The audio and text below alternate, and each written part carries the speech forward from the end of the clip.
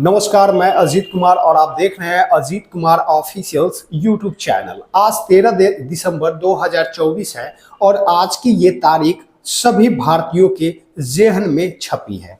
क्यों? क्योंकि आज ही के दिन 13 दिसंबर 2001 में किसी अफजल गुरु नामक आतंकवादी के द्वारा भारत में लोकतंत्र के मंदिर कहे जाने वाले भारतीय संसद भवन पे हमला किया गया था, जिसमें 9 लोग मारे गए थे और साथ ही 15 लोग घायल हो गए थे।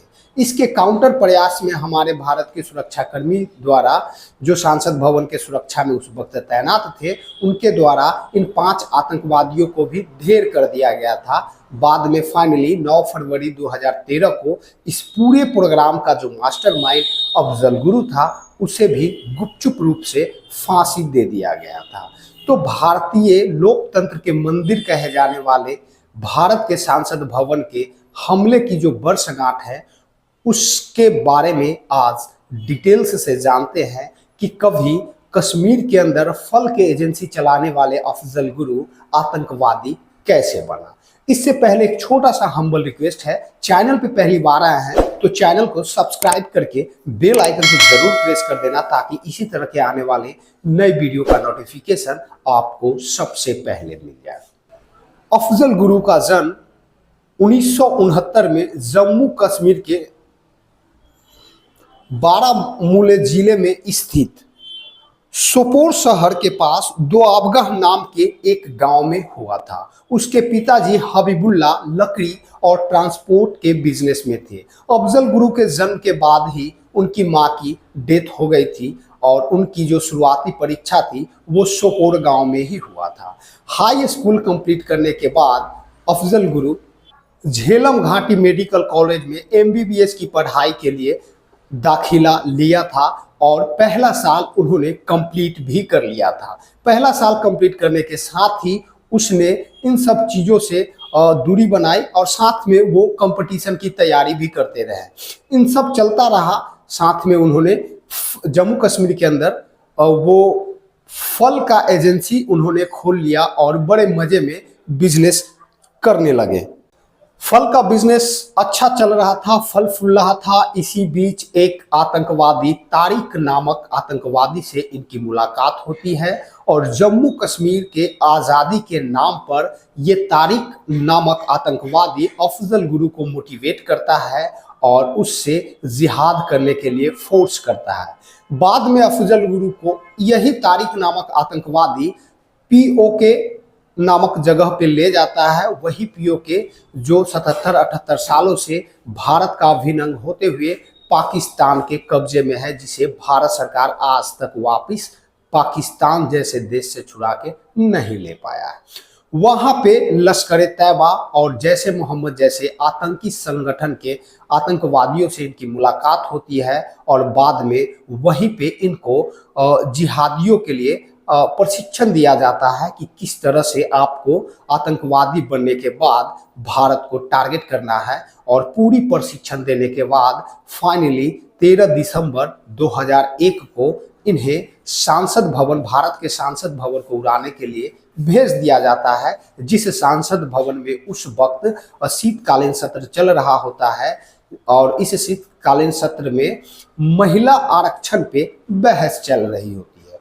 उस समय के तत्कालीन प्रधानमंत्री भारत के अटल बिहारी वाजपेयी और उस समय के विपक्ष सोनिया गांधी दोनों 11:02 पे संसद की इस कार्यवाही को स्थगित कर देते हैं और दोनों संसद भवन से निकल जाते हैं। उनके निकलने के तुरंत बाद ही संसद भवन के 12 नंबर गेट से इन 5 आतंकवादी का व्हाइट एम्बेसडर गाड़ी में एंट्री होती है और एंट्री होने के बाद जैसी इनकी एंट्री होती है और फायरिंग शुरू हो जाती है। पूरे 40-45 मिनट तक ताबड़तोड़ फायरिंग होती है, जिसमें 9 लोग मारे जाते हैं, 15 लोग घायल हो जाते हैं। इसमें भारत के कुछ सुरक्षाकर्मी भी शामिल होते हैं जो संसद भवन के सुरक्षा में खड़े होते हैं। बदले में भारत के संसद भवन के सुरक्षा में खड़े हुए सुरक्षाकर्मी इन 5 आतंकवादी को ढेर कर देते हैं और कुछ ही दिनों के बाद इसके मास्टरमाइंड अफजल गुरु को जम्मू कश्मीर से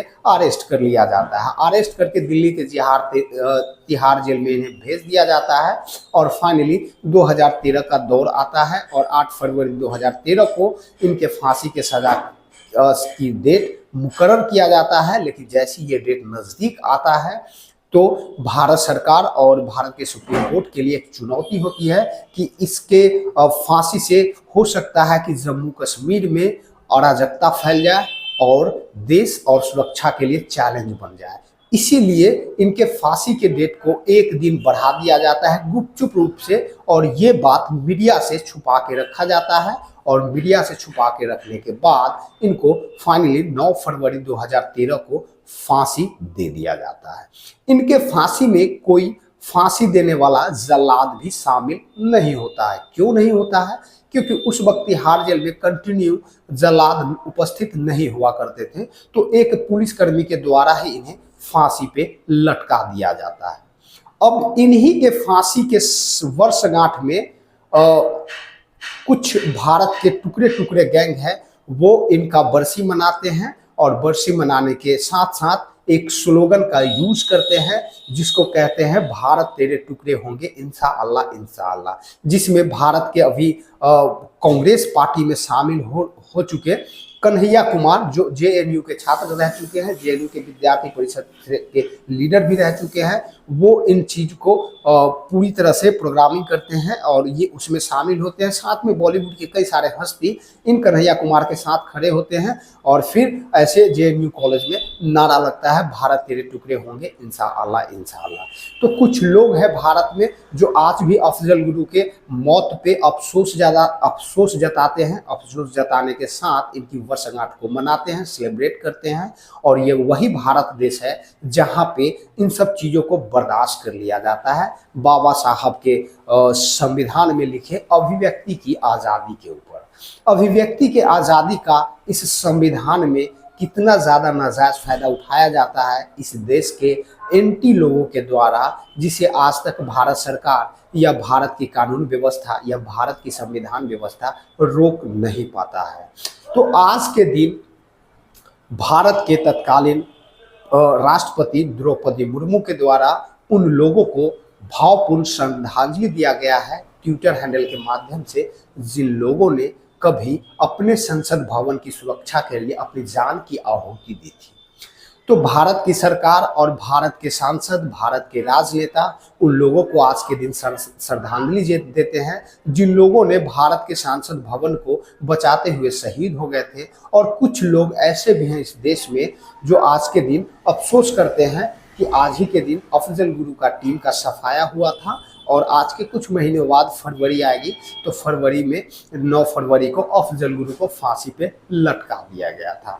तो ये पूरी कहानी थी जो 13 दिसंबर 2001 को भारत के संसद भवन के खिलाफ षड्यंत्र किया गया था, जिसमें कई चीज़ों का जान माल का नुकसान हुआ था। बदले में काउंटर अटैक में आतंकवादी भी बचे नहीं थे। लेकिन आज भी पाकिस्तान के अंदर और खास के वो स्थान जो भारत का अभिन्न अंग रहा कभी, जिसे हम पीओके कहते हैं, वहाँ आज भी पाकिस्तान के द्वारा आतंकी संगठन को चलाया जाता है, आतंकी को पलाया जाता है, आतंकी को वहाँ तैयार किया जाता है और फिर उसे दुनिया के अलग अलग देशों में बम विस्फोट करने के लिए भेज दिया जाता है। ये वही भारत है जो आज तक ना तो पीओके ले पाया और पीओके में जो आतंकी गतिविधि चल रही है उसे भी आज तक रोक नहीं पाया। काश भारत की जगह इजराइल, रूस, चाइना या अमेरिका, ब्रिटेन, फ्रांस जैसे देश होता तो आज शायद पाकिस्तान भी इस दुनिया के नक्शे में नहीं होता। जिस तरह का हरकत लगातार पाकिस्तान देश बनने के साथ ही भारत के खिलाफ करते आया है, भारत के खिलाफ आतंकवादियों को पनाह देते आया है, भारत के खिलाफ साजिश करते आया है, ऐसे में सवाल उठता है कि क्या भारत की जगह दुनिया के कोई दूसरा देश होता, चाहे वो चीन होता, रूस होता, इजराइल होता, अमेरिका होता, फ्रांस होता, जापान होता, तो क्या पाकिस्तान अपनी इन हरकतों के साथ आज तक दुनिया में एक देश के नाम से जाना जाता? नहीं जाना जाता। हमारा भारत देश ही है जो इतना गरीब, इतना कमजोर, और इन सबसे ज्यादा गरीब और कमजोर यहाँ के राजनेता होते हैं, जो बहसबाजी तो खूब करते हैं, संसद में कुत्ते बिल्ली की तरह बहसबाजी करते हैं, लेकिन भारत की समस्याओं को, भारत में रह रहे भारत के मूल निवासी के समस्याओं का सॉल्यूशन आज तक नहीं ढूंढ पाए हैं। उम्मीद करता हूं वीडियो अच्छा लगा होगा, तो जितना संभव हो सके इस वीडियो को लाइक शेयर कर दें, और इसी तरह के नए अपडेट के लिए चैनल को सब्सक्राइब करके बेल आइकन को जरूर दबा दें। और कोई बात रह गई हो, छूट गई हो, तो कमेंट बॉक्स में आप जरूर बताना। इसी के साथ आज का वीडियो समाप्त होता है। मिलते हैं नेक्स्ट वीडियो में नेक्स्ट अपडेट के साथ, तब तक के लिए जय हिंद।